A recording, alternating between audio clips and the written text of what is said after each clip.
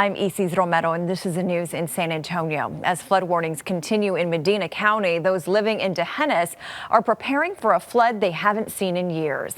Rania Kaur has the latest.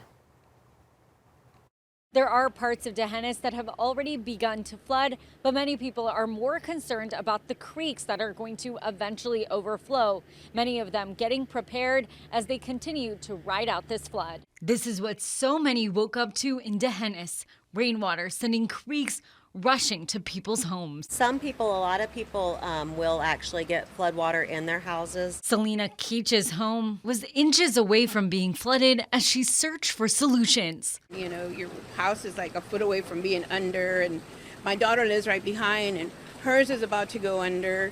So you wonder, if who can help you? While Rebecca Saceda, who works in Hondo, isn't preparing to go back home tonight. As soon as I woke up to come to work, I told my husband, because he's a GM here at Sonic, I said, okay, we need to really get out of here.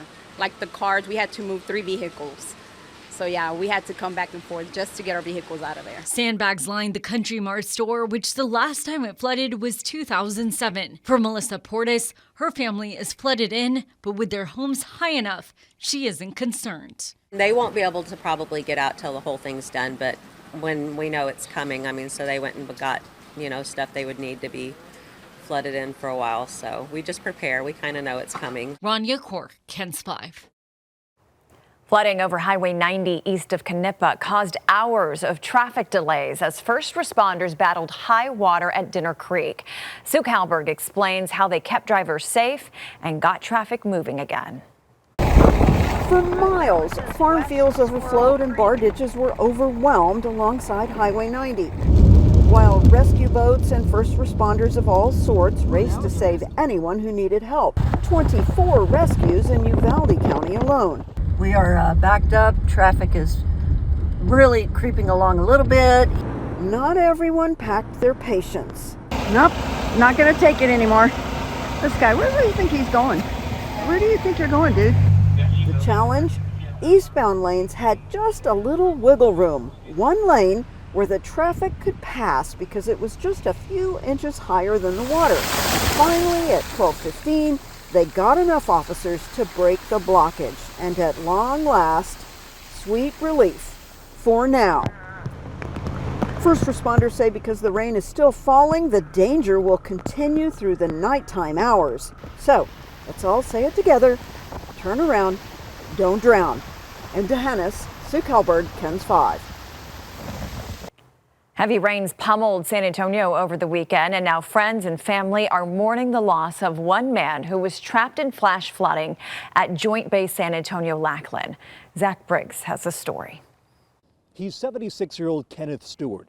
His death especially heartbreaking for one neighbor who's known him for decades. Well, I think in a nutshell, kindest man I knew. Donna Stout's talking about her friendly neighbor, Kenneth Stewart.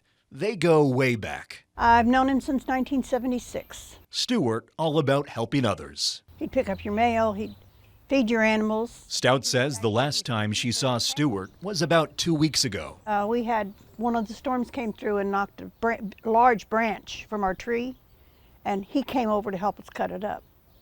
And that's just who he was. Saturday night storms turned into chaos when Stewart was driving home from work at Joint Base San Antonio-Lackland. His sister tells us he was a weapons physicist. Base officials say firefighters made it to Hull Street, responding to a severe flash flood incident.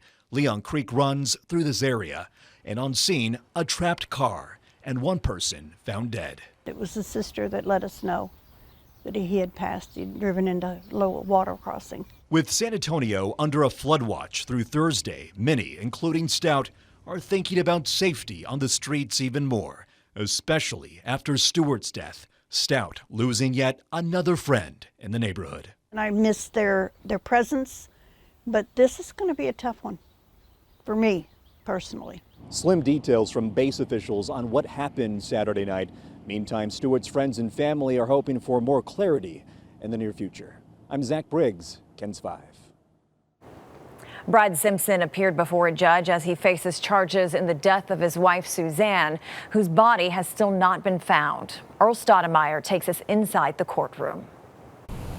In a 5-minute hearing, the judge over Brad Simpson's case told the state and defense they need to make agreements to get ready for trial. Judge Joel Perez finished his review of what both sides want to present during trial and what he'll allow to be shown to jurors. Before the next hearing, Judge Perez wants the state and defense to agree on a potential witness list and what body camera footage will be shown during the trial as well.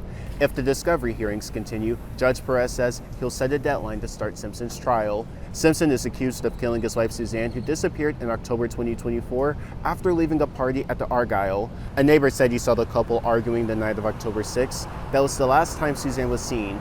Investigators have been searching for her body going to Bernie, Bandera, and Eastern Bexar County, but her remains haven't been found. On Friday, the state will meet with Judge Perez regarding an outside civil matter relating to Simpson. This will be done in a private meeting. From the Bexar County Justice Center, Earl Stedemeyer, KENS 5. And that's the news in San Antonio.